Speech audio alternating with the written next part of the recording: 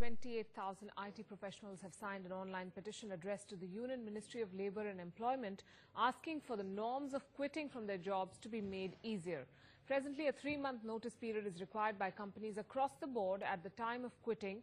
But with a bleak forecast on salary hike, with most companies expected to give single-digit increments, employees have signed this petition to make it easier for them to quit and look for newer opportunities.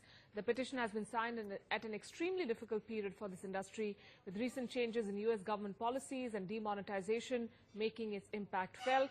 The IT sector is gearing up for a shake-up. Industry experts, in fact, say that Indian IT services players may have to reskill significant chunks of their workforce to drive the digital technology transformation. I believe if it has to be done. It has to be done for all sectors. And let me tell you, from whom do we expect a positive action or a positive initiative? Under the cover of labor reform, if you uncover it and see, it only believes in curtailment of rights of the labor. I'm talking about, this is what neoliberal political agenda is all about. Labor reform is an oxymoron. I think that's why I believe they are expecting things from a regime which does not have it in them. There has been no formal communication either by any employees or employees of the industry or by the industry itself. But I think the government's view is pretty clear on this, because it's more to do with the private sector. So each individual would have signed some kind of an agreement with their respective corporate. And if it's something that the policy needs to be changed, I think somebody from the sector will have to make a representation to the government, and that's when we can have a look at it. More than 28,000 IT professionals have signed an online petition addressing to Union Minister for Labour and Employment, demanding hassle-free exit from their respective companies after their resignation. Citing a recent survey of 2017, which says that all these IT professionals will be getting a single-digit appraisal due to various reasons. So this might lead all these IT professionals to change their job from one company to other company. Talking to NewsX, IT Minister of Karnataka went on to say that unless there is a physical representation from an employee association or an organization, they will not be able to take this case forward. With video journalist Harish Sagairaj for NewsX, Bengaluru. And this practice may not be restricted to the IT sector. In fact, in various sectors, organizations have adopted this policy of seeking a 3-month notice period before employees are allowed to go. And with a bleak forecast in terms of annual increments that employees are looking at, the IT sector, for one, has petitioned the government to change the policy, because this is against labor rights, that people have the right to move from one organization to another to further their professional goals. But at the same time, what about the responsibility for the organization they're working at? Those are the issues that I assume the system is struggling with. And these are 28,000 employees who've signed an online petition. The question remains, will the government take heed? Will the government pay heed to this demand, this petition by these employees? And this is a particularly difficult time for the IT sector, given the job losses expected after the US curb on H-1B visas. Remember, more than 80,000 Indian IT professionals go to the US, work in the US every year, and they are the biggest beneficiaries of the H-1B visas, with the Trump administration trying to keep jobs from going outside and trying to make policies stricter, trying to make it difficult for companies in the US to allow outsourcing jobs.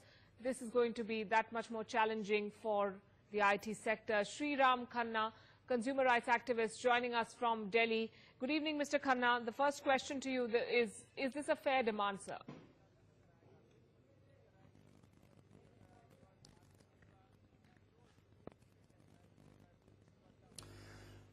Let's look at the industry.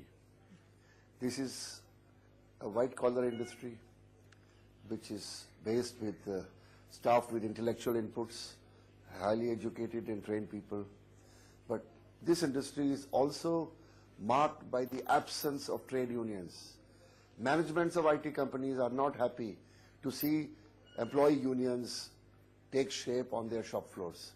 And the result is that you will not find in any of these major IT companies trade unions that can represent the views of workers. And to that extent, the people working in the IT industry are shortchanged. And there is a great amount of unfairness in the bargaining power between an individual employee and the company. And in other industries, the unions can improve the bargaining power so that employees as a group can talk and negotiate with their managements. This does not happen. The negotiation is individual versus company, and which is highly asymmetric and biased in favor of the company. And also you can see very clearly, NASSCOM actually has all the managements on board, and whatever they decide, the companies implement. So how come so many companies have the same rule? Isn't there a cartel as far as treating employees is concerned? So I believe it's an unfair term of having a 3-month waiting period before people can look for better jobs. It's the fundamental right of every Indian citizen to aspire to work in any industry or trade he or she likes. And you can't bind him like this. In which other industry it is done? Yes, I can name one other industry it is done, and that is the airline industry, where pilots, because of regulation, have to take a permission before they leave their jobs. But that is an exception. Such an exception does not do well for the IT industry, which is a globally competitive industry. I can tell you it's done more and more commonly in Yes. the media as well. So if the government were to legislate, would it for all private sector companies, or would it only be for the IT sector?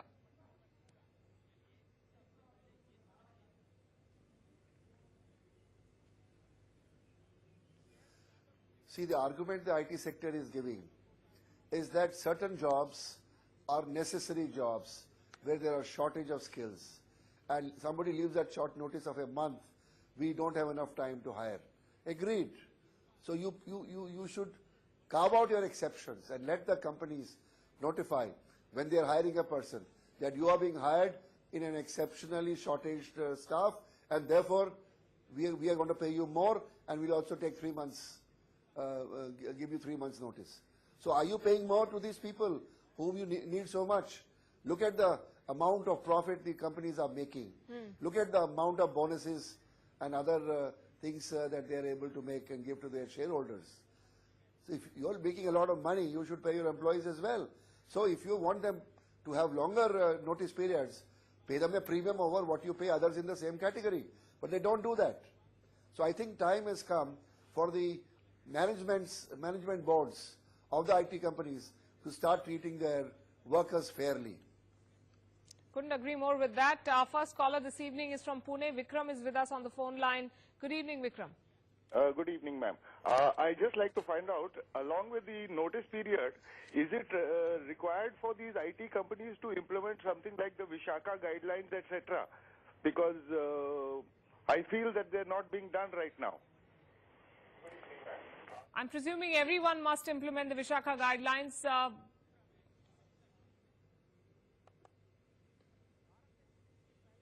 Mr. Khanna?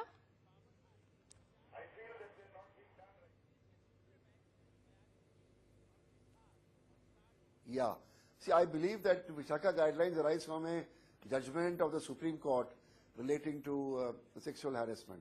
If that is correct, then they are implementable by all organizations which work under the legal jurisdiction of the Supreme Court, which is the entire territory of India. So you can't, of course, ignore it, but there are different grades of seriousness in implementation. But I do believe the time has come that the guidelines must be implemented, and we must also make sure that what is genuine sexual harassment has to be avoided, but there is also a tinge of, some particular situations, this being misused, for which corporate managements have to find a way to correct it. Absolutely. Mr. Khanna, thanks very much. And this is not just about a particular industry or just those 28,000 people who've signed this online petition. This is about the rights of an employee in the private sector, and that is what makes this petition extremely important at this time. We'll, of course, follow what happens on this one, but let's take a